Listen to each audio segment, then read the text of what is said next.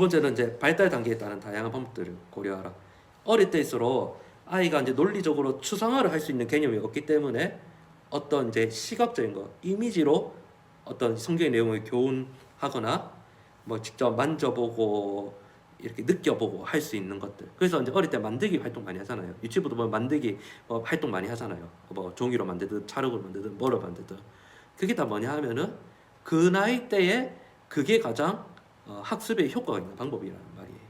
그래서 중고등학교 때는 아까 뭐라 했습니까?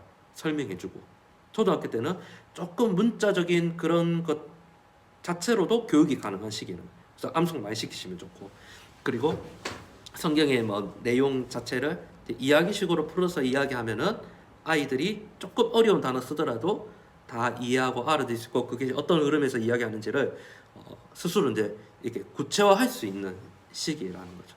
그러니까 그 시기에 맞게 그 방법, 신앙교육 방법이 필요하다. 이제 제가 그건 간략하게 말씀드립니다. 그리고 이제 그 그림 같은 거 쓸 때는 최대한 조심하셔야 되는 게 뭐냐면은 어릴 때 인식되었던 이미지가 평생을 가거든요. 이거는 저만의 경험이 아니라 또 교육학적인 어떤 통계도 그렇습니다. 그러니까 저도 그 통계를 기준으로 생각을 해보면 제가 어릴 때 봤던 성경 그 동화 있잖아요. 성경 동화에 나왔던 그림이 제가 뭐 설교 준비할 때나 이렇게 그 본문의 내용을 보면은 다른 그림 생각나는 게 아니고 어릴 때 성경 동화 봤던 그 그림들이 생각이 나요. 하나 뭐 예를 들자면 바벨탑. 사실 바벨탑이 그 역사적 고증을 보면은 우리는 막 그 높이 쌓아 올리자 이렇게 해서 엄청 하늘까지 찌르는 탑을 생각을 하잖아요. 그게 아니고 이제 지구라트라고 해서 약간 이제 피라미드 같지는 않은데 이렇게 좀 하늘 찌를 정도의 아닌 어떤 탑이거든요. 근데 제가 봤을 때 성경 동화 보면은 하늘로 찌르고 있단 말이에요. 그러니까 저 그게 생각이 나요. 사실 바벨탑 본문 뭐 이렇게 설교하려 하면은 그게 생각이 나거든요. 다른 그림들 많이 봤음에도 불구하고 무의식적으로 그게 생각이 나요. 그냥. 그러니까는 하나님이 이계명을 보면 하나님이 어떤 형상을 만들어 하나님 예배하지 마라 했잖아요. 근데 우상 숭배하지 마라는 말이 그 말이거든요. 그러면 하나님은 모양으로도 어떤 그림으로 담을 수 없는 모양에 매이지 않으시는 분이신데 어쨌든 아이들이 눈에 보이지 않는 하나님을 뭐 이렇게 생각하려면 어느 정도의 이런 이미지도 필요하다는 말이죠. 근데 그 이미지도 잘못 쓰면은 그 잘못된 하나님에 대한 이미지가 평생 갈 수 있다는 거예요. 그러니까는 그림은 필요하지만은 잘 선택해야 돼요. 저도 그래서 유튜브 예배 때 이 PPT 사용하지만은 사실 그림 고르는데 시간 많이 걸리거든요, 사실. 그래서 아예 적당한 그림 없으면 그냥 사용을 안 해버립니다, 그냥. 그나마 이 정도는 괜찮겠다 생각이 드는 그림들만 사실 사용을 하거든요. 그리고 아주 어릴 때는 이 부모와의 애착, 관계 이거를 통해서 아이들이 그 평안함 속에서 하나님을 경험하는. 왜냐하면 이 하나님의 모습이 부모님의 모습을 많이 반영하거든요. 만약에 우리 부모님이 엄청 엄격한데 신앙생활 열심히 하셨어. 그러면 그 아이가 느끼는 하나님은 엄격한 하나님일 수도 있거든요. 그런데 자기가 부모님으로부터 어떤 안정감을 느끼고 평안을 느끼고 보호함을 느낀다. 그러면은 그 아이가 느끼는 하나님은 이제 평안을 주는 하나님, 나를 보호하시는 하나님 그렇게 생각할 수도 있거든요. 그러니까 이제 어릴 때일수록 눈에 보이지 않는 하나님을 이제 아이가 어떻게 경험하냐? 가장 당장에 눈에 보이는 부모님의 모습을 통해서. 근데 또 심지어 또 하나님 아버지라 하잖아요. 아버지. 그럼 아이가 그 말을 들으면은 당연히 우리 부모님을 떠올리지 옆에 있는 옆집 아줌마 아저씨 떠올리지 않는단 말이에요. 그러니까 이제 부모의 태도로 자세와 태도로 교육하라 이게 이제 연관이 될 수 있는데 우리의 모습을 통해서 이 아이가 하나님의 어떠한 분이신지를 또 이렇게 인식하게 될 수 있다는 말이에요. 그때 무엇입니까? 발달 단계에 따른 그에 따른 어떤 이런 방법들도 고려해 보아야 된다는 거죠.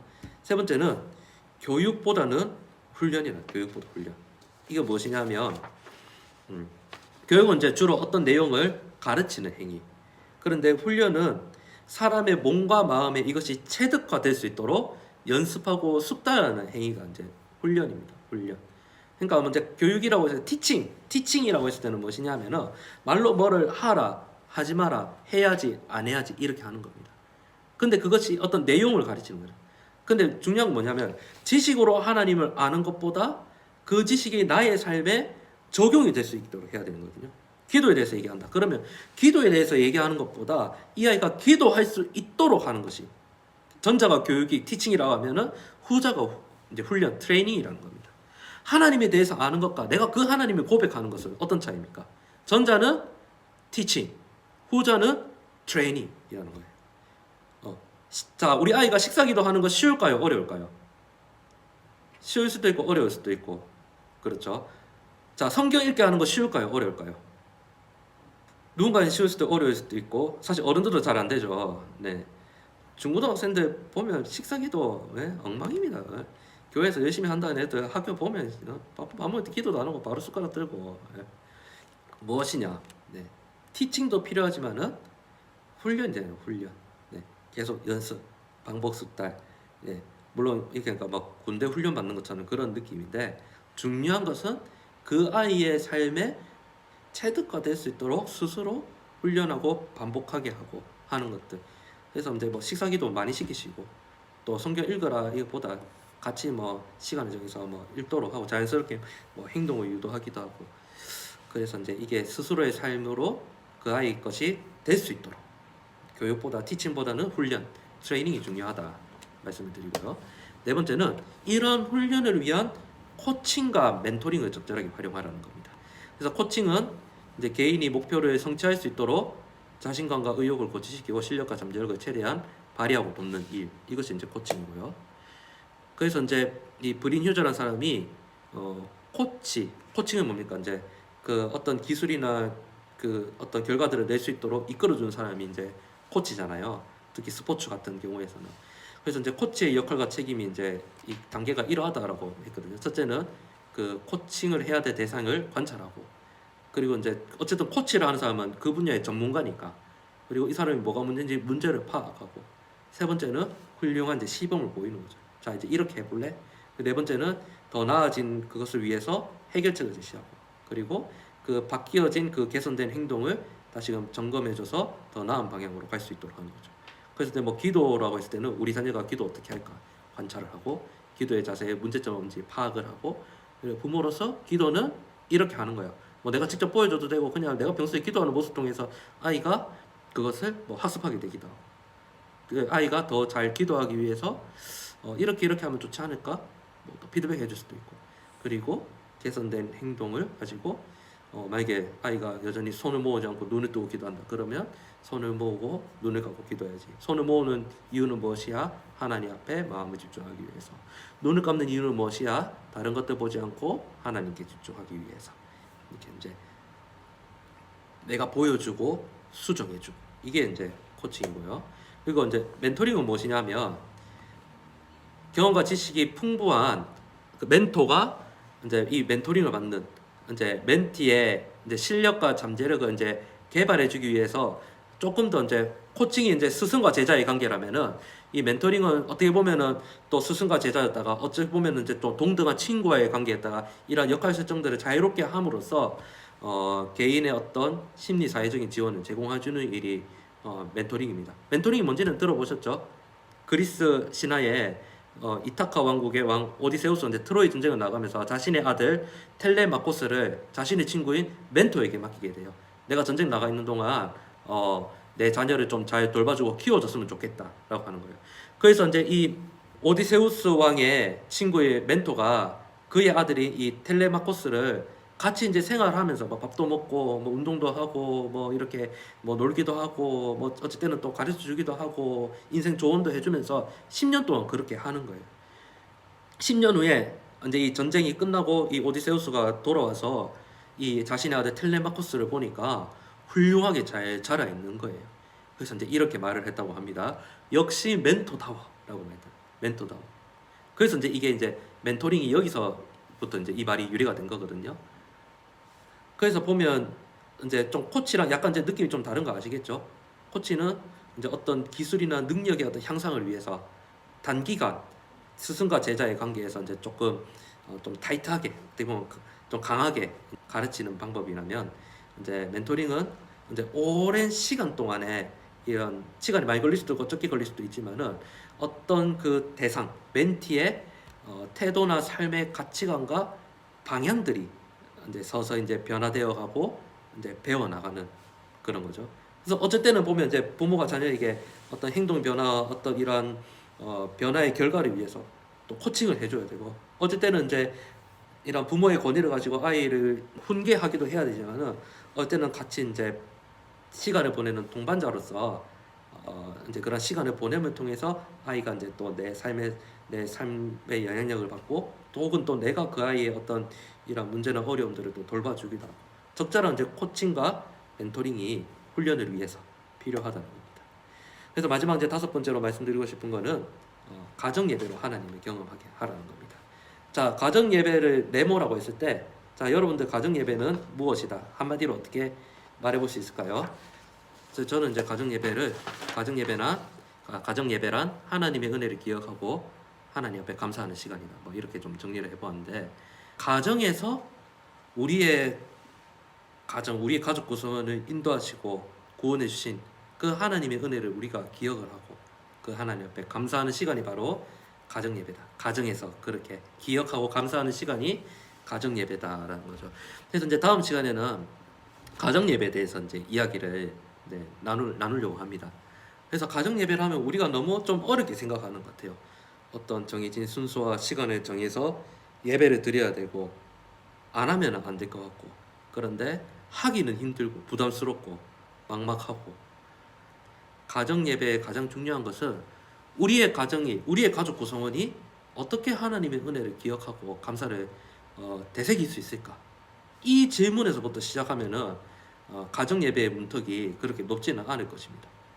그게 이제 정해진 어떤 순서를 갖춘 예배가 될 수도 있고, 혹은 그냥 오늘은 우리가 뭐 다 같이 성경 말씀을 읽는 거, 그걸로도 될 수도 있고, 그냥 서로 기도 제목을 나누는 거, 삶을 나누고 기도 제목 나누는 거, 그걸로 될 수도 있고, 혹은 오늘 찬송가를 좋아하는 찬송가, 혹은 또 내가 하나님을 기억하고 감사할 수 있는 찬송가로 한 곡씩 정해서 부르자. 이것도 가정 예배가 될 수 있고, 중요한 것은 무엇이냐? 우리 가정이 하나님의 은혜를 기억하고 감사를 표현할 수 있는 행위가 무엇인가? 그거를 생각하면 그게 이제 가정 예배의 중요한 이제 핵심이라 할 수 있습니다. 순서를 정해서 드리면 하나님 받고 안 정하면 안 받으신다. 그것이 아니고, 그거보다 중요한 것은 바로 의미가 중요합니다. 의미. 그러니까 무엇입니까? 가정 예배. 쉽게 말씀드리면 가정에서 하나님의 은혜를 기억하고 감사할 수 있는 방법을 통해서 하나님을 경험하게 하라는 겁니다. 하나님을 경험하게 하라. 그것이 보면 뭐 이제 추수감사절 나오잖아요. 그러면 이제 뭐 감사의 열매를 한번 만들어 보자든지, 뭐 종이 같은 거에서 감사 제목들을 우리 일주일 동안 하나씩 붙여볼까, 벽에 한번 붙여볼까, 이런 것들, 그것도 가정 예배의 일환이 될 수가 있는 겁니다. 무엇입니까? 그게 바로 하나님의 은혜를 기억하고 감사하는 일 중에 하나가 되기 때문입니다. 결론은 무엇이냐면 자녀 신앙교육은, 나의 신앙교육은 평생 교육, 평생의 과업이다라는 겁니다. 뭐 고등학교 때까지만 딱 배우고 끝나는 그것이 아니고, 성인 된 우리도 아직까지 그리스도의 장성한 분량까지 자라가야 된다라는 겁니다. 그러니까 이게 이제 평생의 과업인데, 이러한 과업은 이 땅에서의 뭐 삶과 복받고 끝나는 것이 아니라 바로 이 땅에서의 삶 이후의 삶도 준비하는 귀하고 복된 시간이 된다라는 겁니다. 그리고 이제 신앙은 어떻게 보면 이제 우선순위의 문제입니다. 우선순위의 문제. 예수 믿는 사람이 이 땅에서 잘 못 살아야 되고 어렵게 살아야 되고 뭐 꼭 그럴 필요는 없다고 생각합니다. 물론 이제 그렇다고 우리가 고난을 외면할 수는 없지만, 어떻게 보면 우리가 또 십자가를 져야 되는 부분도 있을 수 있지만은, 하나님께서 나에게 뭐 어떤 재력을 주셨다. 그럼 그 재력으로 감사하게 살면 되는 거고, 혹은 또 하나님께서 뭐 또 그리 아니하실지라도 뭐 이렇게 세상적으로는 좀 부유하지 않더라도 또 그 속에서 또 하나님께서 또 원하시는 삶이 있기 때문에, 뭐 성경에도 보면 그렇잖아요. 돈과 하나님 겸하여 섬길 수 없다 하고, 또 재물이 많으면 뭐 천국에 들어가기 어렵다 하잖아요. 그런데 예수님 믿는 사람도 뭐 돈이 많을 수도 있고, 또 세상적으로 좋은 위치에 오를 수도 있고, 우리의 자녀가 좋은 학교 갈 수도 있고, 그렇지 못할 수도 있습니다. 그런데 중요한 것은 무엇이냐 하면은, 그런 것들을 세상적인 어떤 뭐 이런 성공과 기준에 있어서 그것을 가졌음에도 불구하고, 그것을 하나님의 우선순위로 그것을 재물을 사용하지 않고 그 지위들을 사용하지 않고 단순히 나를 위해서, 나의 욕심만 위해서 사용한다. 그거는 하나님께서 기뻐하시지 않는 거란 말이에요. 근데 다만 내가 그만큼의 재력은 없지만 내가 이 하나님과 동행하면서 지금의 삶을 감사하고 행복하게 살고, 내가 작지만은, 내가 가진 것 작지만은 그 작은 것 중에서도 일부를 떼어서 어려운 이웃을 돕고 하나님 위하여 또 헌신할 수 있다.